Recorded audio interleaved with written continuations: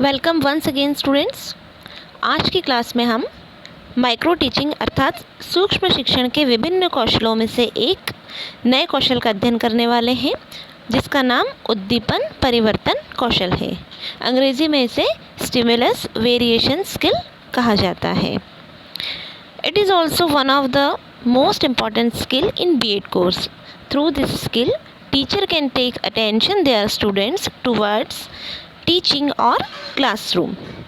इस कौशल की सहायता से टीचर अपने सभी विद्यार्थियों का ध्यान कक्षा और विषय वस्तु की तरफ आसानी से आकर्षित कर सकते हैं। इस कौशल को हम टीचर स्टूडेंट सेंटर्ड भी बोल सकते हैं, क्योंकि दोनों का ही एक्टिवली पार्टिसिपेशन रहता है।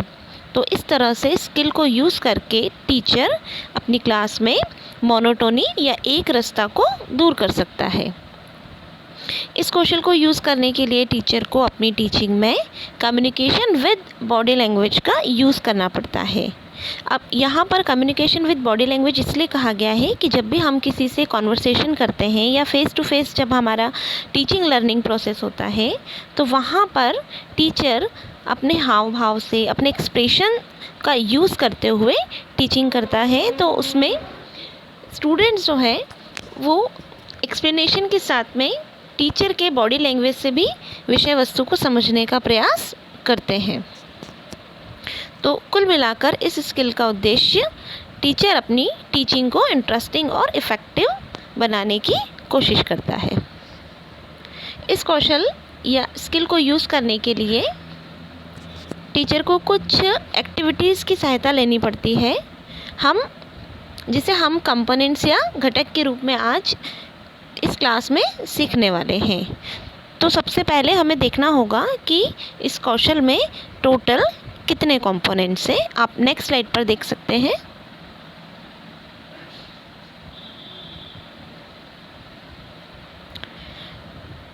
इस घटक के अंतर्गत इस स्किल के अंतर्गत आपको 8 कंपोनेंट्स दिखाई दे रहे हैं। Movement, gesture, change in speech pattern, focusing, change in interaction style, pause, oral visual switching and प्यूपिल participation. इसको हम पुनः हिंदी में भी देखेंगे।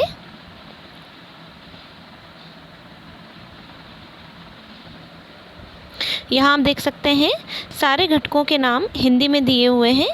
शरीर संचालन, भाव मुद्रा, स्वर परिवर्तन, भाव केंद्रीकरण, छात्र शिक्षक क्रिया परिवर्तन, विराम, श्रव्य दृश्य क्रम परिवर्तन, छात्र भागीदारी अथवा सहभागिता। यहाँ पर आप देख सकते हैं कि जहाँ पर मैंने हिंदी में लिखा हुआ है शरीर संचालन, वहाँ पर उसके आगे M, फिर भाव मुद्रा, वहाँ पर G, ये सारी जो M, G, C, S, P आप देख सकते हैं। ये जब हम पाठ योजना का निर्माण करेंगे तो वहाँ पर जो कंपोनेंट्स वाला जो कॉलम रहेगा, उस कंपोनेंट में आपको इनके इनिशियल्स यूज़ करना है। इंग्लिश में जैसे शरीर संचालन है, जिसको हम मूवमेंट बोलते हैं, तो वहाँ पर आपको मूवमेंट का M यूज़ करना है।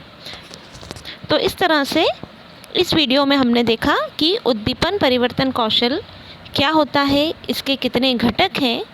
अगले वीडियो में हम देखेंगे कि कौन सा घटक किस प्रकार कार्य करता है और कैसे पाठ योजना के दौरान हमें उसका प्रयोग करना है।